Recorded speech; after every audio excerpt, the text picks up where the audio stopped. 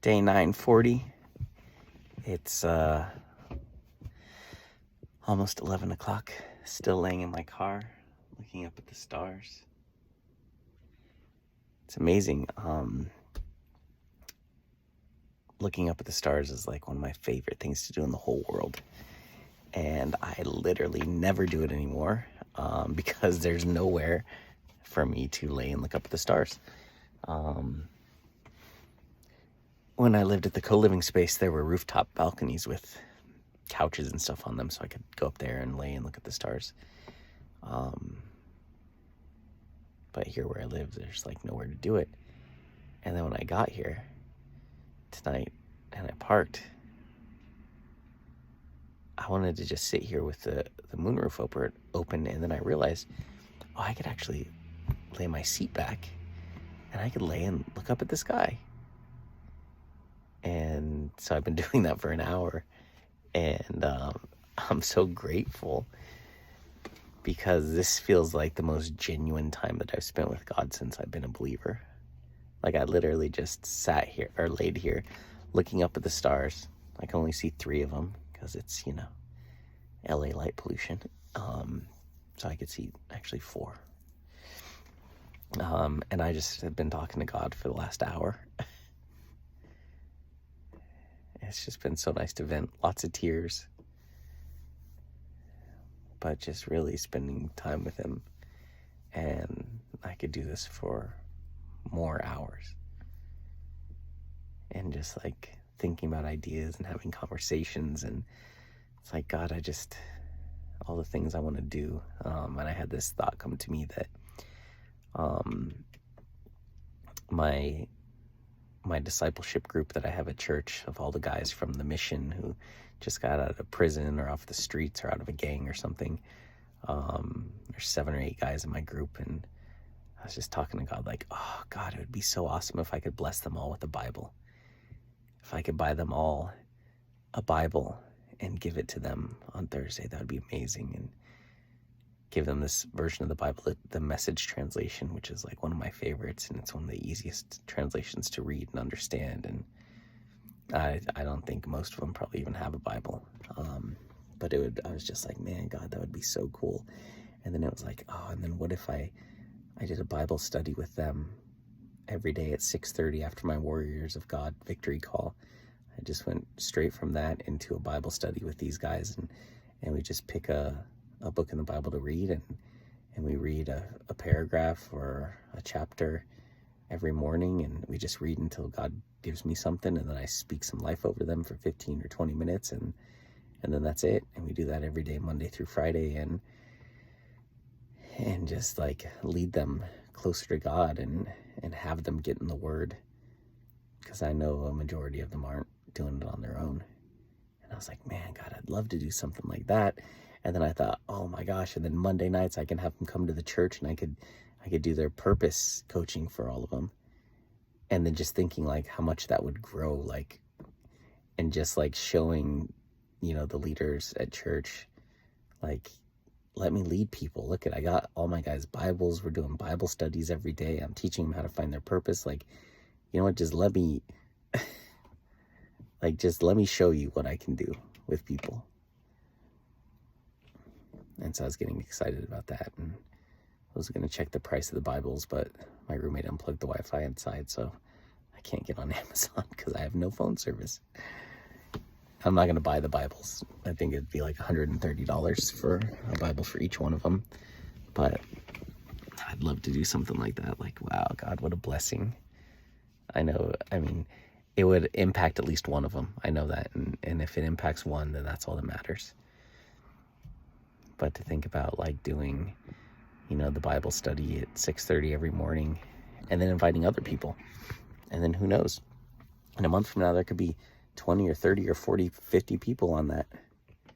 And then doing purpose classes on Monday nights, and just really like discipling them, which is what we're supposed to be doing.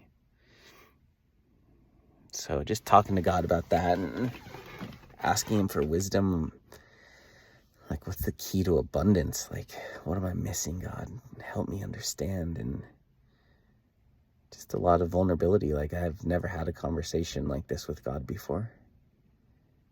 And it's amazing. It's crazy. I've lived here a year, and I've never even thought about laying in my car with the moonroof open, looking up at the stars. Like, that didn't even occur to me as an option. And this is really my first time ever laying down and looking up at the stars as a believer. So I see the stars totally differently now. It's like I'm looking at what my dad created, the heavens.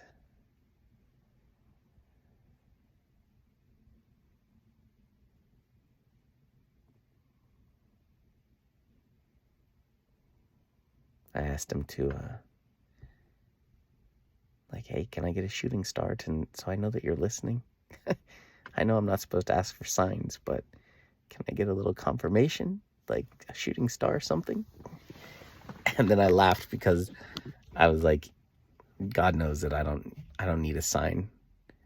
This is coming from the same person who, before I was a believer, who said, I'll never talk about you in public, Jesus, until you show yourself to me in the physical, in the flesh. And then I go on stage and put a Bible verse on my presentation and post about Jesus and talk about Jesus even before I'm a believer. So it's like, I know I don't need a sign. I just like one. I'm going to have faith no matter what. Like, God has given me the gift of faith, which is such a blessing that I don't need a sign. But it would just be nice. It'd be cool to see a shooting star go across. It's God like winking at me saying, hey, I'm hearing everything you're saying. But this is good for my soul. This is the best thing I've done for my soul in a very long time. Oh, man, to just vent to God, talking about Araceli and how much I still miss her, and I miss my best friend so much. And we weren't the best boyfriend and girlfriend, but we were amazing best friends. And I miss that. And like, yeah, God, I can talk to you, but talking to an actual physical person is just different. And I could talk to her about anything. And it's just, yeah, I just miss her so much. And it's hard. Like, I would think by now it's been 2 months. Actually, I think it's 2 months today. Wow. You'd think after 2 months of not talking to someone, you would be kind of good. But I don't miss her any less than I did 2 months ago. And I'm just like, dang, God. Like, why?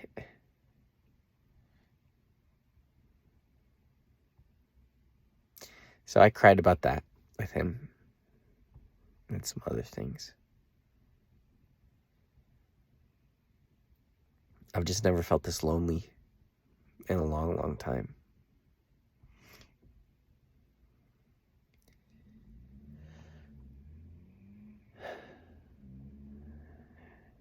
And it's like I was so blessed to have her as my best friend.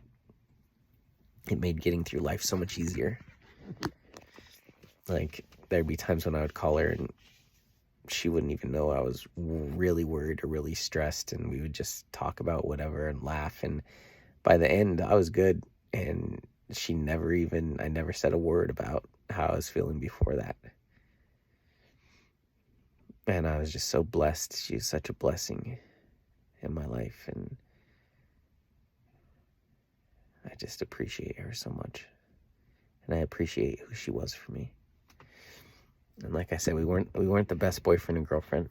We also weren't the worst, but we weren't the best. But we were amazing best friends. Amazing. So there for each other, so supportive, so loving, so able to just vent. I learned how to just shut up and listen. Took a few years to figure it out, but I did towards the end. And to just laugh, and yeah. It was amazing. So I miss my best friend. So moments like this, like today, when it's like, I feel like my world is just crumbling and I'm just failing miserably. And like, it's moments like these where I just appreciate her even more, because in the past, in moments like this, I could call her and talk to her and not have to carry that weight by myself. So it's days like today that just make me so grateful for her and who she's been and what she's done for my life. The last few years, if I hadn't had her, man, it would have been rough. So just grateful. And I know I have to turn to God, and he needs to be my strength, and he'll carry that weight for me and all those things. I just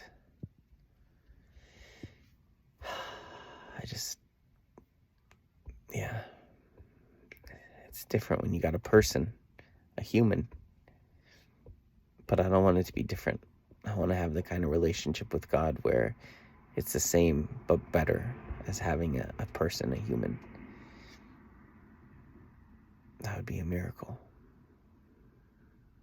So laying here and looking up at those 4 stars and just pouring my heart out has been very helpful.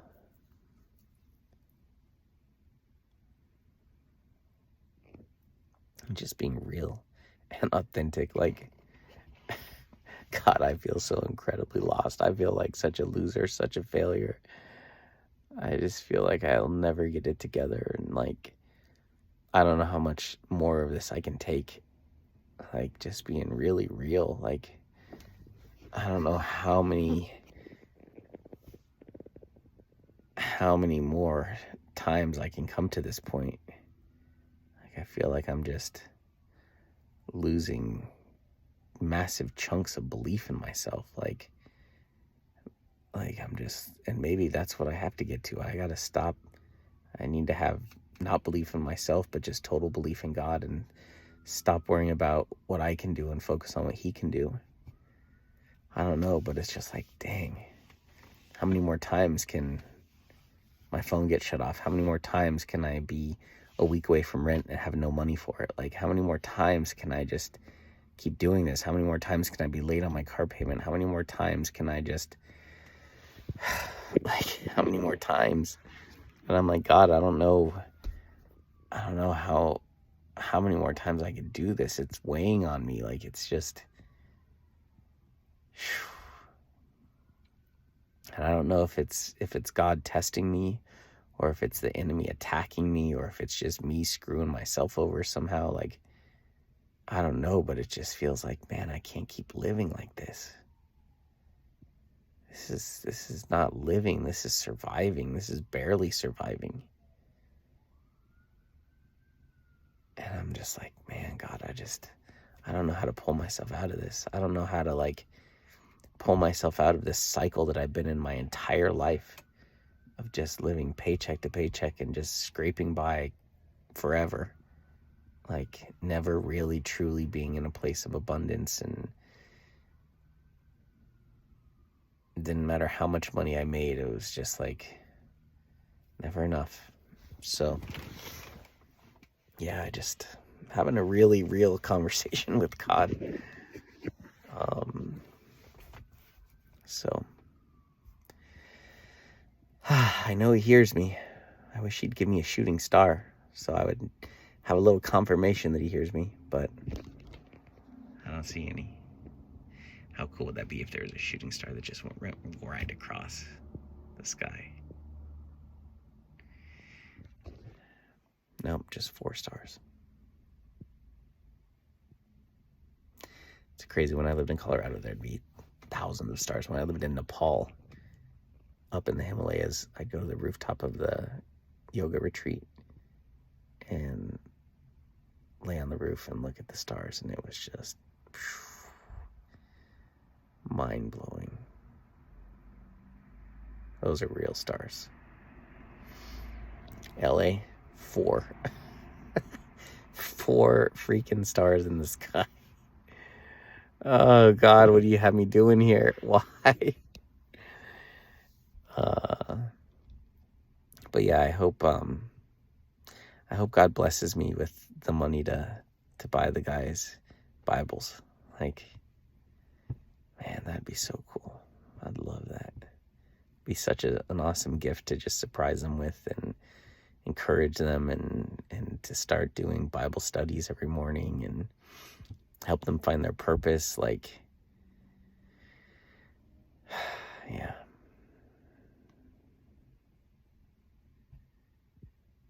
Just dreaming.